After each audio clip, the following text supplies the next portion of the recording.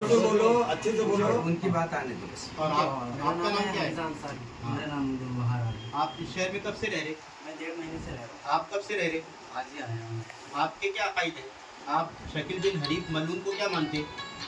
मैं हज़रत मोहम्मद शकील बिन हनीफ साहब को ईसा अलैहिस्सलाम और इमाम महदी दोनों मानता हूँ। आप मानते हैं? जी।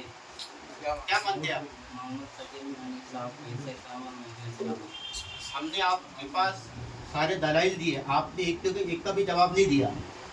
अब क्या करना है आपको कल यहाँ से शहर से? बोलिए।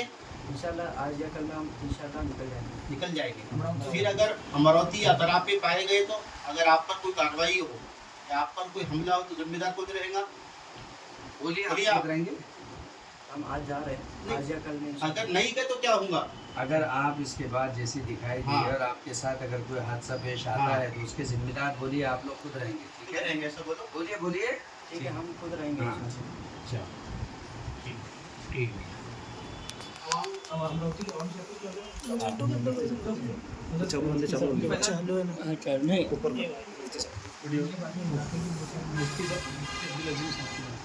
अस्सलाम वालेकुम रहमतुल्लाहि व बरकातुहू। भाई मोहतरम बुज़ुर्गों और अज़ीज़ों,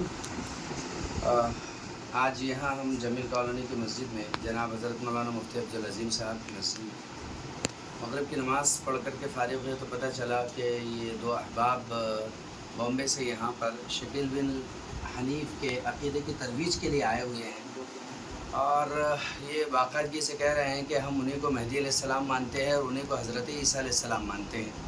यहाँ पर माशाल्लाह मुफ्ती अब्दुल अज़ीम साहब भी है, जनाब मुफ्ती सुहेल साहब भी है और हमारे मौलाना मुबश्शिर साहब, मुफ्ती रिजवान साहब, मुफ्ती सलमान साहब, मौलाना मोहम्मद आतिर साहब और मौलाना मुज़म्मिल साहब और दीगर हमारे उलमा इकराम मौजूद है। हम सब यहाँ पर इनके साथ बैठे थे, बहुत देर तक इनसे बात होती रही। ये जो भी दलील पेश करते रहे हम उन्हें कुरान और हदीस के साथ रद्द करते रहे, वो हमें मुतमईन नहीं कर सके और उनकी हर बात गलत साबित हुई। हमने इनसे ये कहा कि आप अपने अक़ीदे से तौबा करें तो उन्होंने कहा कि कोई लाख दलाइल पेश करे लेकिन हम तो उसे दिल से मान चुके हैं। ये वो लोग हैं जो ईमान और अक़ीदा सबका ख़राब करेंगे।